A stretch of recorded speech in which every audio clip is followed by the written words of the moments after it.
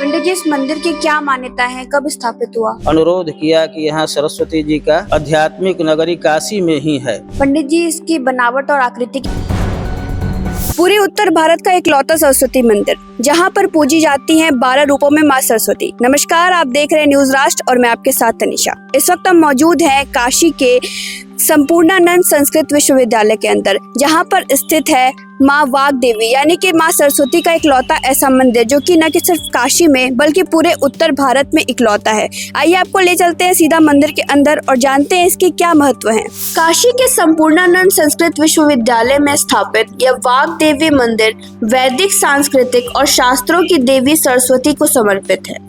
मंदिर की नींव 18 फरवरी 1989 को कांची कामकोटि के पूज्य शंकराचार्य स्वामी जयेंद्र सरस्वती जी के मार्गदर्शन में रखी गई। मंदिर में स्थापित मां सरस्वती की काले पत्थर की मूर्ति तमिलनाडु से लाई गई है। इस मंदिर की वास्तुकला भोज निर्मित मंदिरों की परमार शैली पर आधारित है। गर्भगृह में वाग देवी की मूर्ति सहित 12 विद्यादायिनी देवियों की प्रतिमाएं स्थापित की गई है। पंडित जी, अपना पूरा परिचय दे दीजिए। संपूर्णानंद संस्कृत विश्वविद्यालय वाग देवी मंदिर, पुजारी सच्चिदानंद पांडे। पंडित जी, इस मंदिर की क्या मान्यता है, कब स्थापित हुआ? इस मंदिर का निर्माण का इतिहास कांची कोट पीठ के परम पूज्य जगत गुरु श्री शंकराचार्य श्री जयेंद्र सरस्वती जी महाराज एवं पूज्य शंकराचार्य जी शंकर विजेंद्र सरस्वती जी अपनी वाराणसी यात्रा के अवसर पर 18 अप्रैल 1988 को संपूर्णानंद संस्कृत विश्वविद्यालय में पधारे थे।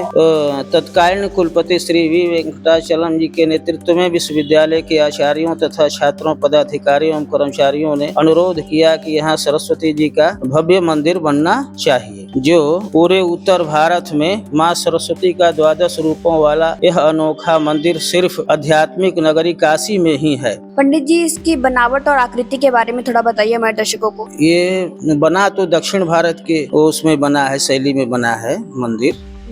और इसमें जो है आप देख रहे हैं मूर्ति सरस्वती जी की 12 मूर्ति, और जो है आगे जो हम लोगों का आप मंडप देख रहे हैं, इसको सरस्वती कंठाभरण मंडप के रूप में कहा जाता है, जिसमें यहाँ पर शास्त्रार्थ और भी शास्त्र की चर्चाएं और विद्वानों की जो है चर्चाएं हुआ करती हैं। इसका समय क्या है, आरती कब होती है, क्या चढ़ावा चढ़ता है? ये जो है सुबह 5 बजे से 10 बजे तक मंदिर खुलने का समय है, और जो है सुबह की आरती 6 बजे होती है, और शाम को 4 बजे से 8:30 बजे तक मंदिर खुलने का समय है, जिसमें आरती का समय 7 बजे का है।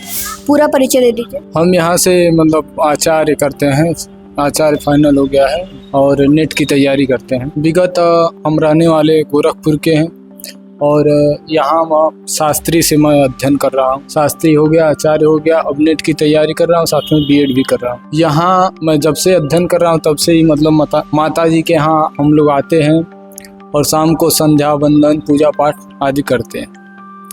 माता जी की कृपा असीम है, जिसकी तुलना नहीं की जा सकती।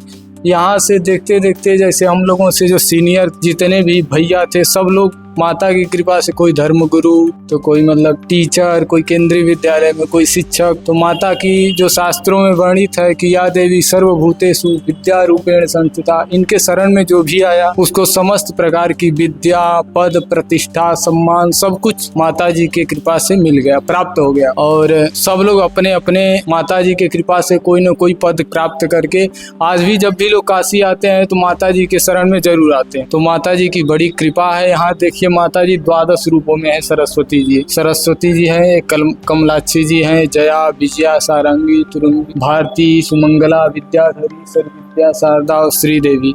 यहाँ माता जी का जैसे नवरात्र में 9 दुर्गाओं की पूजा होती है, वैसे यहाँ माता जी 12 रूपों में है। यहाँ 12 रूपों में ही है। समस्त माता जी का जितने 12 रूप है वहाँ यहाँ पर विराजमान है।